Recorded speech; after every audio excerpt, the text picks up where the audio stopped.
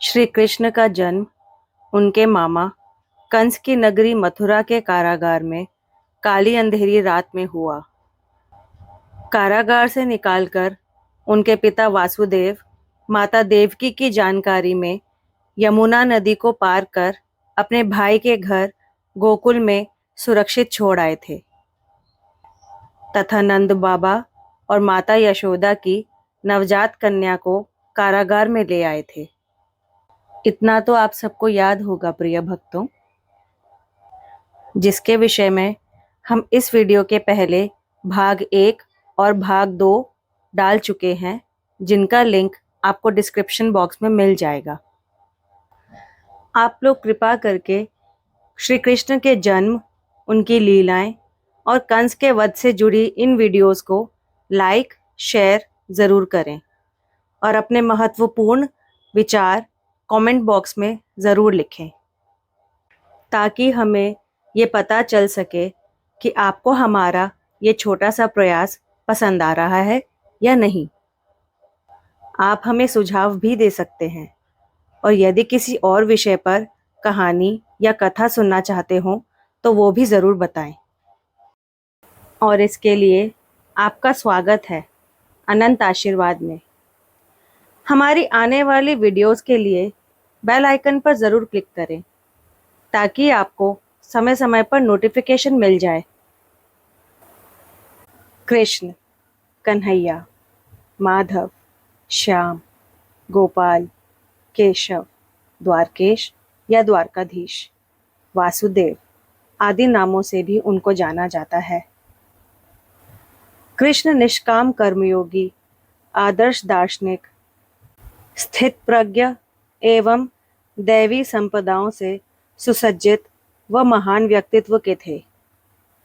हिंदू धर्म में श्री कृष्ण को भगवान विष्णु के अवतार होने के बाद भी पूजनीय माना गया है, अर्थात उनकी पूजा अर्चना भक्त पूरे मन से करते हैं और भगवान मानते हैं। श्री कृष्ण विष्णु भगवान के 8वें अवतार हैं। श्री कृष्ण का जन्म द्वापर युग में हुआ। श्री कृष्ण को इस युग के सर्वश्रेष्ठ पुरुष, युग पुरुष या युग अवतार का स्थान दिया गया है। भगवान कृष्ण के समकालीन महर्षि वेदव्यास द्वारा रचित श्रीमद् भगवत और महाभारत में श्री कृष्ण का चित्रण विस्तृत रूप से लिखा गया है। श्री कृष्ण हिंदू धर्म में अत्यंत प्रिय और पूजनीय भगवान हैं। बाल्यावस्था में ही श्री कृष्ण ने बड़े बड़े कार्य किए, जो किसी सामान्य व्यक्ति के लिए संभव नहीं थे। अपने जन्म के कुछ समय पश्चात ही श्री कृष्ण ने गोकुल में उनके मामा कंस द्वारा भेजी गई राक्षसी पूतना का वध किया। उसके बाद शटकासुर, तृणाव्रत आदि राक्षसों का वध किया, जिसके पश्चात श्री कृष्ण नंदगांव आ गए थे और वहां पर भी उन्होंने कई लीलाएं की, जिसमें गौचारण लीला, गोवर्धन लीला, रास लीला आदि मुख्य हैं। और इन सब के पश्चात श्री कृष्ण ने अपने मामा कंस का वध मथुरा में किया। चलिए जानते हैं श्री कृष्ण की लीलाओं का विस्तृत वर्णन।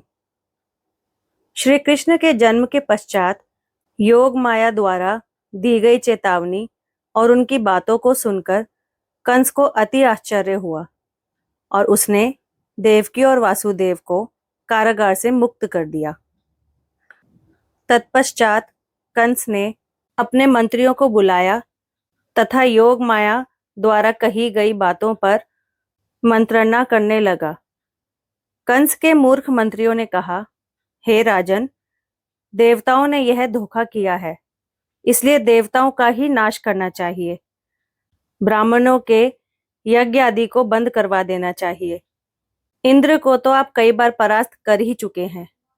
इस बार आपके डर से छिपे हुए विष्णु को भी ढूंढकर उससे युद्ध करना चाहिए और पिछले 10 दिनों के भीतर उत्पन्न हुए सभी बालकों को भी मार डालना चाहिए। वहीं गोकुल में नंद बाबा ने पुत्र का जन्मोत्सव बड़े धूमधाम से मनाया। ब्राह्मणों और याचकों को यथोचित गौओं का तथा स्वर्ण, रत्न, धन आदि का दान दिया। पूरे गोकुल में उत्सव मनाया गया। कुछ दिनों पश्चात कंस ढूंढ ढूंढ कर नवजात शिशुओं का वध करवाने लगा। कंस ने अपने भरोसे की राक्षसी पूतना को एक सुंदर रूप धर ब्रज में भेजा। पूतना कंस की दाई थी और शकुनी चिड़िया का रूप धारण करके आकाश मार्ग से गोकुल पहुंच गई थी। गोकुल पहुंचकर पूतना सीधे नंद बाबा के महल में गई और शिशु रूप में सोए हुए श्री कृष्ण को गोद में उठाकर दूध पिलाने लगी। उसकी सुंदरता और मनोहरता ने यशोदा और रोहिणी को भी मोहित कर दिया। इसलिए उन्होंने भी बाल कृष्ण को उठाकर दूध पिलाने से नहीं रोका। पूतना के स्तनों में हलाहल विष लगा हुआ था। अंतर्यामी श्री बालकृष्ण सब जान गए और क्रोध में उन्होंने अपने दोनों हाथों से प्राण सहित दुग्धपान करना आरंभ किया। उनके दुग्धपान से पूतना के मर्म स्थलों में अत्यंत पीड़ा होने लगी और उसके प्राण निकलने लगे। वह चीखने चिल्लाने लगी। वह बार बार अपने हाथ पैर पटकने लगी और आंखें भी फटने लगी। उसका सारा शरीर पसीने में लथपथ होकर व्याकुल हो गया। वह बड़े भयंकर स्वर में चिल्लाने लगी और इसी बीच वह अपने राक्षसी रूप में आ गई थी। पूतना की भयंकर गर्जना से पृथ्वी, आकाश तथा अंतरिक्ष गूंज उठे। बहुत से गोकुल वासियों ने उसे वज्रपात समझा, जिसके कारण वे सब धरती पर गिर पड़े। पूतना अपने राक्षसी रूप को प्रकट कर धड़ाम से भूमि पर वज्र के समान गिरी और उसका सर फट गया तथा प्राण भी निकल गए। जब यशोदा, रोहिणी और गोपियों ने उसके गिरने की भयंकर ध्वनि सुनी तो वे दौड़ी दौड़ी उसके पास गईं। उन्होंने देखा कि बाल कृष्ण पूतना की छाती पर लेटे हुए स्तनपान कर रहे हैं तथा एक भयंकर राक्षसी मरी पड़ी है। उन्होंने बाल कृष्ण को तुरंत उठा लिया और पुचकार कर अपनी छाती से लगा लिया। यह सब देखकर वे कहने लगी कि भगवान चक्रधर ने तेरी रक्षा की। भगवान गदाधर तेरी आगे भी रक्षा करेंगे। इसके पश्चात गोप ग्वालों ने पूतना के अंगों को काट काट कर गोकुल से बाहर लाकर लकड़ियों में रखकर जला दिया। श्री कृष्ण अपनी बाल्यावस्था में बहुत ही नटखट थे।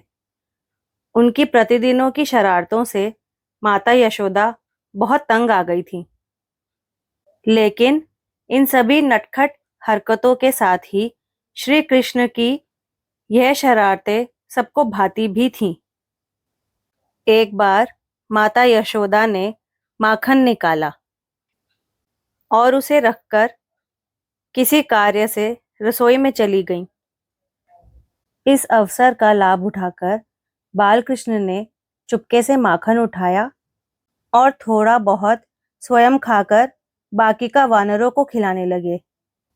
रसोई से वापस आने पर माता यशोदा समझ गईं कि माखन की मटकी गायब है, मतलब ये कान्हा की ही शरारत है। तभी वानरों को माखन खिलाते देख माता को श्री कृष्ण दिखाई दिए। यह देखकर माता ने बाल कृष्ण को डांटा और एक रस्सी उठाकर कृष्ण को बांधने का प्रयास करने लगी। लेकिन जैसे ही यशोदा मैया श्री कृष्ण को बांधने लगती, तभी रस्सी छोटी पड़ जाती। जब श्री कृष्ण ने देखा कि मैया उनको रस्सी से बांधने में असफल हो रही हैं, तो उन्होंने छोटी रस्सी को बड़ा कर दिया। मैया ने रस्सी की लंबाई कैसे बढ़ गई पर ध्यान ना देते हुए बाल कृष्ण को पास रखी औखल से बांध दिया और स्वयं अन्य कामों में व्यस्त हो गई। रस्सी से बंधने के पश्चात ही श्री बालकृष्ण ओखल को बंधे बंधे में ही खींचते हुए बाहर ले आए। बाहर दो वृक्ष एक दूसरे के आसपास लगे हुए थे। उन्हें यमला अर्जुन के नाम से जाना जाता था। बालकृष्ण घूमते घूमते उन दोनों वृक्षों के बीच से निकल गए। वो स्वयं तो निकल गए, पर ओखल उन दोनों वृक्षों के बीच अटक गया। श्री कृष्ण ने ओखल से बंधी रस्सी को प्राण सहित खींचा तो दोनों वृक्ष भयंकर आवाज करते हुए धराशायी हो गए। वृक्षों के गिरते ही उनमें से दो देव प्रकट हुए। वे दोनों धन के देवता कुबेर के पुत्र थे। उनका नाम मणिग्रीव और नील कुबेर था। उन दोनों की उद्दंडता पर देवऋषि नारद ने मणिग्रीव और नील कुबेर को वृक्ष बनने का शाप दिया था। जब कुबेर पुत्रों को अपने अपराध का बोध हुआ तो वे दोनों देवर्षि नारद से क्षमा याचना करने लगे। तब नारद ने कहा कि द्वापर युग में भगवान श्री कृष्ण उनका उद्धार करेंगे। इसी कारण वे दोनों वृक्ष बन गए थे। किंतु उन दोनों को अपना पूर्व जन्म याद था, इसलिए वे निरंतर प्रभु कृष्ण का स्मरण करते रहते थे। श्री कृष्ण को नारद द्वारा दिए गए शाप के विषय में पता था, इसलिए उन्होंने कुबेर पुत्रों का उद्धार किया और वापस उनके लोक भेज दिया था। इस प्रकार लीलाधर कृष्ण ने अपने भक्तों का उद्धार किया। एक दिन श्री कृष्ण को निद्रामग्न देखकर माता यशोदा उनको एक छकड़े के नीचे लिटा गईं, ताकि बाहर आंगन में हवा लगती रहे और छकड़े की छाया के कारण बालक का धूप से बचाव भी होता रहे। वह यमुना स्नान के लिए चली गईं, मगर मैया यशोदा का यमुना घाट पर मन न लगा, तो वो तुरंत ही वापस आ गईं। जैसे ही यशोदा वापस आईं, उन्होंने देखा कि छकड़ा उल्टा पड़ा हुआ है। उसका प्रत्येक भाग टूटा हुआ है। पहिया अलग, जुआ अलग। वह घबराकर भागी और उनको भय लगा कि किसी कारणवश छकड़ा उलट गया है और उनका लाल उसमें दब गया होगा। माता यशोदा के प्राण कंठ में आ गए। वे दौड़कर भंग हो चुके छकड़े के पास पहुंची और हठात अपने लाल को उसी प्रकार निद्रामग्न देखकर लपककर उठा लिया और छाती से लगा लिया। यशोदा के अश्रुओं की धारा फूट पड़ी। वह अपने भाग्य को सराहने लगी, पश्चाताप करने लगी कि कितनी भूल कर दी। उन्हें बालक को ऐसी गहरी निद्रा में छकड़े के नीचे सोया छोड़कर नहीं जाना चाहिए था। बालक को कुछ हो गया होता तो? अभी तक तो मैया स्वयं को संभाल भी ना पाई थी कि काशाय वस्त्रधारी नंद वहां आ गए और वे भी छकड़े की दशा देखकर चौंक गए तथा पूछने लगे कि छकड़े की यह दशा कैसे हो गई और यह ऐसे टुकड़े टुकड़े कैसे पड़ा हुआ है। अतएव वे दोनों ही भगवान की लीला को ना जान सके। वास्तव में कृष्ण का वध करने कंस द्वारा भेजा गया असुर शटकासुर वहां गया था। वह सदा छकड़ों में प्रवेश कर अपने शत्रुओं की हत्या करने में निपुण था। निद्रामग्न श्री कृष्ण को एकदम उपयुक्त स्थान पर पाकर उसने अपने कौशल का प्रदर्शन किया। वह तत्काल ही छकड़े के भीतर प्रवेश कर गया और टूटकर बालकृष्ण के ऊपर गिरकर उनके प्राण हरने वाला था कि श्री कृष्ण ने अपना पांव मारकर उसको उछाल दिया और जब वो धरती पर गिरा तो चूर चूर हो गया। शटकासुर की हड्डी पसली बराबर हो गई। भगवान श्री कृष्ण के हाथों उसके जीवन का अंत होने के कारण यमराज सम्मान सहित उसको स्वर्ग ले गए। उसे मोक्ष पद प्राप्त हुआ। भगवान के हाथों द्वारा मृत्यु प्राप्त करने पर सभी पापियों को स्वर्ग की प्राप्ति होती है। श्री कृष्ण ने अपने बाल्यकाल कई मायावी राक्षसों व असुरों का वध किया, जिनमें से एक का नाम तृणाव्रत था। तृणाव्रत दैत्य कंस की प्रेरणा से बाल कृष्ण के वध हेतु गोकुल गया था। उसने बवंडर का रूप धारण किया तथा श्री कृष्ण को उड़ा ले गया। तृणाव्रत द्वारा उड़ा लिए जाने पर श्री कृष्ण ने अत्यंत भारी रूप धारण कर लिया तथा दैत्य की गर्दन दबाते रहे।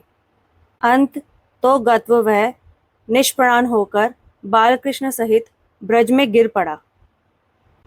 पूर्व काल में तृणाव्रत पांडु देश में सहस्त्राक्ष नामक राजा था। वह नारियों संग जल विहार कर रहा था। अतः निकट से जाते ऋषि दुर्वासा को उसने प्रणाम नहीं किया, जिसके फलस्वरूप दुर्वासा ने उसे राक्षस होने का शाप दिया तथा मुक्ति के लिए श्री कृष्ण का स्पर्श वांछनीय बताया। वही राजा तृणावर्त के रूप में गोकुल पहुंचा। वह राक्षस रूप में धरती पर गिरा तो उसका शरीर शत विक्षत हो गया। जब तृणावर्त ने श्री कृष्ण को अपने साथ उड़ाया, उससे पूर्व प्यारे लल्ला अपनी मैया यशोदा की गोद में थे। यशोदा मैया अपने लल्ला को दुलार रही थी। सहसा श्री कृष्ण चट्टान के समान भारी बन गए। वे उनका भार सह न सकी, तो उन्होंने कृष्ण लला को पृथ्वी पर बैठा दिया। इसके बाद उन्होंने भगवान पुरुषोत्तम का स्मरण किया और घर के कार्यों में व्यस्त हो गईं। तृणाव्रत कंस का निजी सेवक था और कंस की ही प्रेरणा से वो श्री कृष्ण का वध करने गोकुल आया था। पृथ्वी पर बैठे श्री बाल कृष्ण को आकाश में उड़ा ले जाने पर उसने ब्रज रंज से पूरे गोकुल को ढक दिया और गोकुल वासियों से दिखने की शक्ति हर ली। उसके अत्यंत भयंकर शोर से दसों दिशाएं कांप उठी। सारा ब्रज 2 घड़ी के लिए रज और तम से ढका रहा। यशोदा मैया को जब उस जगह पर बाल कृष्ण नहीं मिले जहाँ बैठाया था, उनको बड़ा शोक हुआ। उस समय तृणावत ने बवंडर रूप से इतनी बालू उड़ा रखी थी कि सभी लोग अत्यंत उद्विग्न और बेसुध हो गए थे। उन्हें अपना पराया कुछ भी नहीं सूझ रहा था। अपने पुत्र को ना पाकर यशोदा मैया बहुत ही दीन हो गईं और बछड़े के बिछड़ जाने पर जो गाय की दशा होती है, वही दशा मैया की हो गई थी। वे पृथ्वी पर गिर पड़ी। बवंडर के शांत होने पर जब धूल की वर्षा का वेग कम हो गया, तब यशोदा के रोने के स्वर से दूसरी गोपियां वहां दौड़ आईं। नंदन नंद श्याम सुंदर श्री कृष्ण को वहां ना देखकर उनके हृदय में बड़ा संताप हुआ और आंखों से अश्रुओं की धारा बहने लगी। तृणाव्रत का भगवान श्री कृष्ण के भारी बोझ को ना संभाल सकने के कारण सारा वेग शांत हो गया और वो अधिक चल ना सका। श्री कृष्ण ने उसका गला इतने कस के पकड़ा हुआ था कि वो स्वयं को संभाल न पाया। उसके नेत्र बाहर निकल आए और बोल भी बंद हो गए, अर्थात उसके पंख पखेरु उड़ गए और बाल कृष्ण के समेत ही वो धरती पर आकर गिर पड़ा। सभी स्त्री पुरुषों ने देखा कि एक विकराल दैत्य आकाश से एक चट्टान पर गिर पड़ा और उसका एक एक अंग चूर चूर हो गया। भगवान श्री कृष्ण उसके वक्षः स्थल पर लटके रहे। यह देख गोपियां विस्मित हो गईं और उन्होंने झटपट वहां जाकर श्री कृष्ण को गोद में ले लिया और लाकर यशोदा मैया को दे दिया। इस तरह श्री बाल कृष्ण का फिर से सुरक्षित पाकर सभी गोपियाँ, यशोदा माता और नंद बाबा को अत्यंत आनंद हुआ। ऐसी ही एक कथा कालिया नाग की है। कालिया नाग कद्रू का पुत्र और पन्नग जाति का नागराज था। वह पहले रमन द्वीप में निवास करता था, किंतु पक्षीराज गरुड़ से शत्रुता हो जाने के कारण वह यमुना नदी में एक कुंड में आकर रहने लगा। यमुना का यह कुंड गरुड़ के लिए अगम्य था, क्योंकि इसी स्थान पर एक दिन क्षुधातुर गरुड़ ने तपस्वी सौभरी के मना करने पर भी अपने अभीष्ट मत्स्य को बलपूर्वक पकड़कर खा डाला था। इसलिए महर्षि सौभरी ने गरुड़ को शाप दिया था कि यदि गरुड़ फिर कभी इस कुंड में घुसकर मछलियों को खाने आएगा तो उसी क्षण प्राणों से हाथ धो बैठेगा। और कालिया नाग यह बात जानता था, इसलिए वह यमुना के उत्कुंड में रहने आ गया था। कालिया नाग जिस कुंड में निवास करता था, उसका जल विष की गर्मी से खौलता रहता था। यहाँ तक कि उसके ऊपर उड़ने वाले पक्षी भी झुलसकर उसमें गिर जाया करते थे। उसके विषैले जल की उत्ताल तरंगों का स्पर्श करके तथा उसकी छोटी छोटी बूंदें लेकर जब वायु बाहर आती और तट के घास पात, वृक्ष, पशु पक्षी आदि का स्पर्श करती, तब वे उसी समय मर जाते थे। श्री कृष्ण ने देखा कि ये कालिया नाग के विष का वेग बड़ा प्रचंड है और वह भयानक विष ही उसका महान बल है, तथा उसके कारण मेरे विहार का स्थान यमुना भी दूषित हो गई है। इसलिए एक दिन अपने सखाओं के साथ गेंद खेलते हुए कृष्ण ने अपने सखा श्रीदामा की गेंद यमुना में फेंक दी। अब श्रीदामा गेंद वापस लाने के लिए कृष्ण से जिद करने लगे।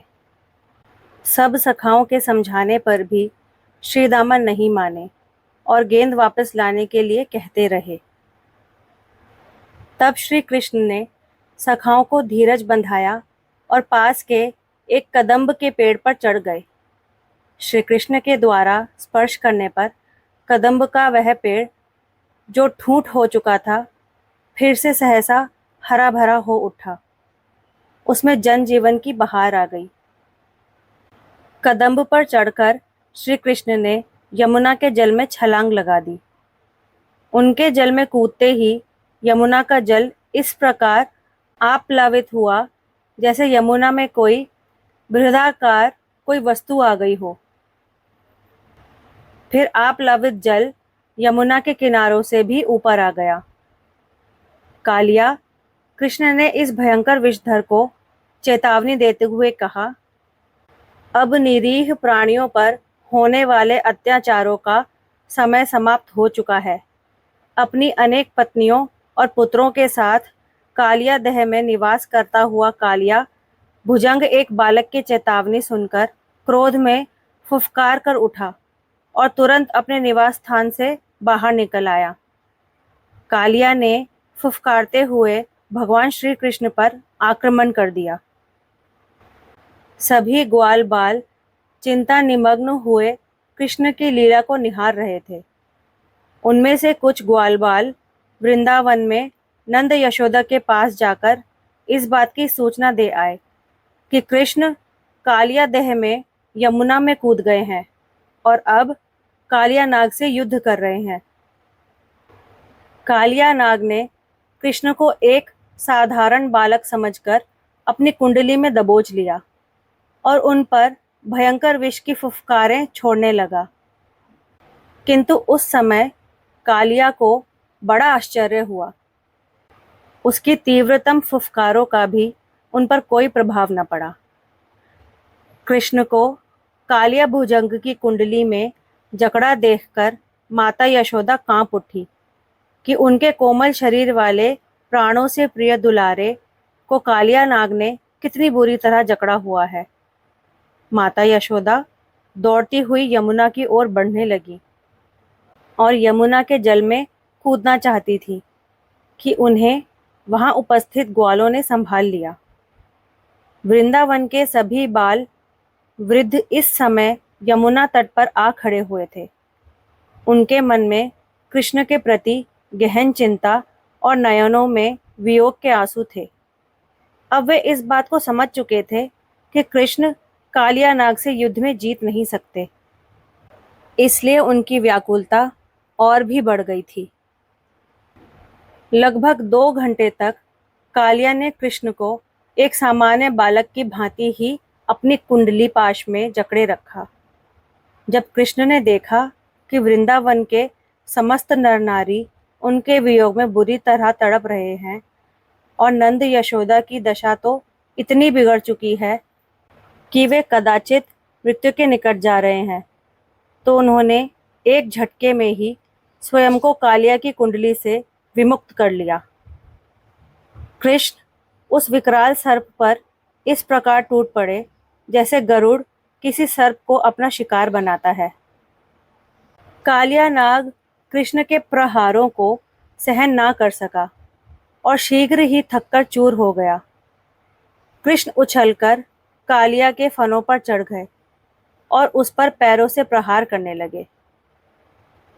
वृंदावन के सभी नर नारियों ने देखा कि भगवान श्री कृष्ण के हाथ में बांसुरी थी और दूसरे हाथ में वह गेंद थी जिसे लेने का बहाना बनाकर वे यमुना में कूदे थे। कालिया नाग के फनों पर पाद प्रहार करते हुए वह उन पर नृत्य कर रहे थे और बांसुरी बजा रहे थे। श्री कृष्ण के पाद प्रहारों से कालिया रक्तवमन होने लगा। उसका शरीर निस्तेज और निर्बल होता चला गया।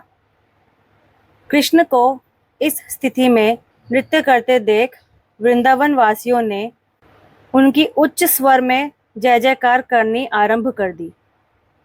अपने सबल पति को इस प्रकार निर्बल होते देख नाग पत्नियां तुरंत समझ गईं कि उनके पति पर विजय पाने वाला यह बालक कोई सामान्य बालक नहीं, बल्कि साक्षात परमेश्वर ही हैं। नाग पत्नियां तुरंत अपनी सभी संतानों को लेकर प्रभु श्री कृष्ण की शरण में आ गईं और नतमस्तक होकर उनकी स्तुति करने लगी। नाग पत्नियों द्वारा इस विनती से श्री कृष्ण दयार्द्र हो उठे और उन्होंने कालिया नाग को अपने पाश से मुक्त कर दिया। पाश से मुक्त होते ही कालिया नाग के शरीर में प्राण का संचार होने लगा। यह भगवान श्री कृष्ण के सम्मुख अपने समस्त फन झुकाकर विनती स्वर में बोले, हे स्वामी, आपको पहचानने में मुझसे भूल हो गई। श्री कृष्ण ने उनकी स्तव स्तुति से प्रसन्न होकर कालिया नाग को अभय प्रदान कर सपरिवार रमणक द्वीप में जाने के लिए आदेश दिया तथा उसे अभय देते हुए बोले, अब तुम्हें गरुड़ का भय नहीं रहेगा। वे तुम्हारे फनों पर मेरे चरण चिन्ह को देखकर तुम्हारे प्रति शत्रुता भूल जाएंगे। तो इस प्रकार विषैले कालिया नाग का अंत हुआ। मथुरा आगमन से पूर्व ही कृष्ण बलराम का नाम इस भव्य नगरी में प्रसिद्ध हो चुका था। उनके द्वारा नगर में प्रवेश करते ही एक विचित्र कोलाहल पैदा हो गया। जिन लोगों ने उनका विरोध किया वे इन बालकों द्वारा दंडित किए गए। ऐसे मथुरा वासियों की संख्या कम न थी जो प्रत्यक्ष या अप्रत्यक्ष रूप से कृष्ण के प्रति सहानुभूति रखते थे। इनमें कंस के अनेक भृत्य भी थे, जैसे सुधाब या गुणक नामक माली, कुब्जा दासी आदि। देखते ही देखते कंस के शस्त्रागार में भी कृष्ण पहुंच गए और वहां के रक्षक को समाप्त कर दिया। इतना करने के बाद कृष्ण बलराम ने रात में संभवतः अक्रूर के घर विश्राम किया। अन्य पुराणों में यह बात निश्चित रूप से ज्ञात नहीं हो पाती कि इन दोनों भाइयों ने रात कहाँ बिताई। कंस ने ये उपद्रवपूर्ण बातें सुनी उसने चाणूर और मुष्टिक नामक अपने पहलवानों को कृष्ण बलराम के वध के लिए सिखा पढ़ा दिया। शायद कंस ने यह भी सोचा कि उन्हें रंग भवन में घुसने से पूर्व क्यों ना हाथी द्वारा कुचलवा दिया जाए, क्योंकि भीतर घुसने पर वे ना जाने कैसा वातावरण उपस्थित कर दें। प्रातः होते ही दोनों भाई धनुर्याग के दृश्य देखने राजभवन में घुसे। ठीक उसी समय पूर्व योजनानुसार कुवलयापीड़ नामक राज्य के एक भयंकर हाथी ने उन पर प्रहार किया। दोनों भाइयों ने इस संकट को दूर किया। भीतर जाकर कृष्ण चाणूर से और बलराम मुष्टिक से भिड़ गए। इन दोनों पहलवानों को समाप्त कर कृष्ण ने तोसलक नामक एक अन्य योद्धा को भी मारा। कंस के शेष योद्धाओं में आतंक छा जाने और भगदड़ मचने के लिए इतना कृत्य यथेष्ट था। इसी कोलाहल में कृष्ण ऊपर बैठे हुए कंस पर झपटे और उसको भी कुछ समय बाद परलोक पहुंचा दिया। इस भीषण कांड के समय कंस के सुनाम नामक भृत्य ने कंस को बचाने की चेष्टा की, किंतु बलराम ने उसे बीच में ही रोककर उसका वध कर डाला। कंस के इस प्रकार मारे जाने पर कुछ लोगों ने हाहाकार भी किया। हो सकता है कि मथुरा नरेश कंस की इस प्रकार मृत्यु देखकर तथा उसकी रानियों और परिजनों का हाहाकार सुनकर दर्शकों में कुछ समय के लिए बड़ी बेचैनी पैदा हो गई हो। अपना कार्य पूरा करने के उपरांत दोनों भाई सर्वप्रथम अपने माता पिता से मिले। वासुदेव और देवकी इतने समय बाद अपने प्यारे बच्चों से मिलकर हर्ष से गदगद हो गए। इस प्रकार माता पिता का कष्ट दूर करने के बाद कृष्ण ने कंस के पिता उग्रसेन को, जो अंधकों के नेता थे, पुनः अपने पद पर प्रतिष्ठित किया। समस्त संघ चाहता था कि कृष्ण नेता हों, किंतु कृष्ण ने उग्रसेन से कहा, मैंने कंस को सिंहासन के लिए नहीं मारा है। आप यादवों के नेता हैं, अतः आप सिंहासन पर बैठें। मालूम होता है कि इस पर भी कृष्ण से विशेष अनुरोध किया गया। तब उन्होंने नीतिपूर्वक ययाति के शाप का स्मरण दिलाकर सिंहासन त्याग की बात कही। इस प्रकार कृष्ण ने त्याग और दूरदर्शिता का महान आदर्श उपस्थित किया।